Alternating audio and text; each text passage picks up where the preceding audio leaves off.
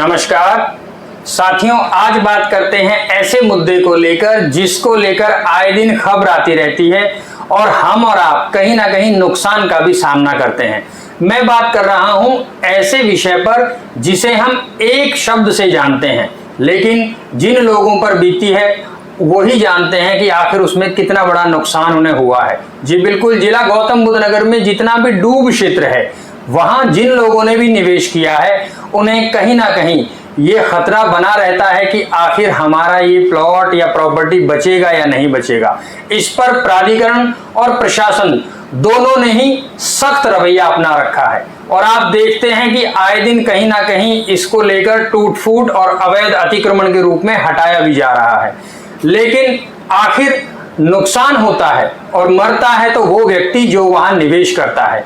आखिर ऐसा क्यों है? सब कुछ सबके सामने है, फिर भी एक बार चीज खरीद ली जाती है, फिर वहां जो व्यक्ति बसता है या जो निवेशक है उसके मकान को तोड़कर उस जगह को खाली कराया जाता है। तो ऐसा आखिर क्यों हो रहा है? और इस बात को लेकर कुछ लोग कोर्ट पहुंचे और वहां से जो निष्कर्ष अब निकल के आया है उस पर आज हम चर्चा करेंगे।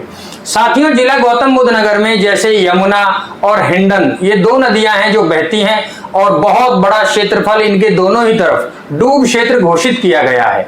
जो नोएडा, ग्रेटर नोएडा और तमाम ग्रेटर नोएडा वेस्ट, ये तमाम एरिया जिला गौतम बुद्ध नगर के ऐसे हैं और इसी का पड़ोसी जिला गाजियाबाद में भी बहुत बड़े क्षेत्र में ये अवैध अतिक्रमण हुआ है।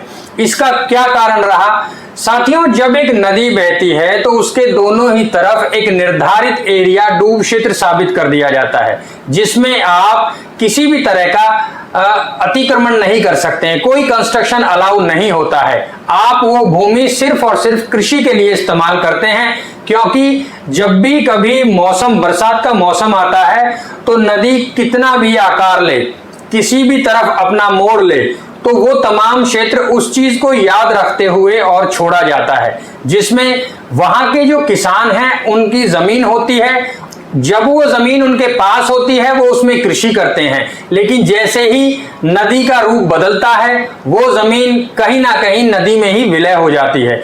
इसीलिए उस क्षेत्र को डूब क्षेत्र कहा जाता है। अब यहाँ इस जिले में, जिला गौतम बुद्ध नगर में आप देखते हैं कि दोनों ही नदियों के जितना भी डूब क्षेत्र है उसे लोगों ने प्लॉटिंग में तब्दील कर दिया या फार्म हाउसेज में उन्हें तब्दील कर दिया है। तो ऐसा करना सही नहीं है और वहां कहीं ना कहीं निवेशक का नुकसान है। अब यहां इसको कोर्ट ले जाने का कारण ये था कि आखिरकार ऐसा क्यों नहीं हो सकता। उस पर यहां जिला गौतम बुद्ध नगर में जो जिला अधिकारी हैं और जो एसडीएम हैं उनकी परमिशन के बाद ही ये संभव था कि यहां आप उस जमीन की खरीद फरोख्त कर सकते हैं। लेकिन उस पर पिछले कुछ समय से पूरी तरह से रोक लगाई हुई थी कि आप डूब क्षेत्र की जो जमीन है ना उसे बेच सकते हैं ना खरीद सकते हैं। उसकी रजिस्ट्री पूरी तरह से बंद थी, जिसमें असल में नुकसान हुआ तो उस साहूकार का हुआ जिसकी वहां जमीन थी और अपनी बीमारी या अन्य किसी जरूरत के चलते हुए भी वो जमीन को बेच नहीं पा रहे थे। उन लोगों ने कोर्ट में ये सवाल किया कि आखिर हम अपनी जमीन क्यों नहीं बेच पा रहे हैं, हमारे साथ ऐसा क्यों हो रहा है।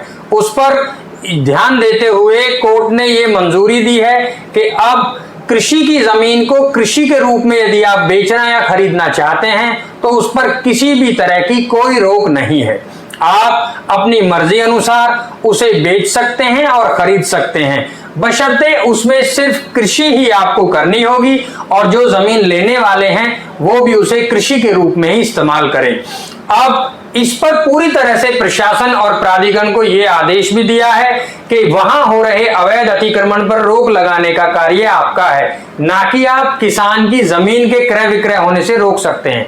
तो इस पर अब पूरी तरह से निश्चित और साफ हो गया है कि डूब क्षेत्र में आई जमीन को खरीदने व बेचने के लिए आपको किसी भी तरह की परमिशन की जरूरत नहीं होगी।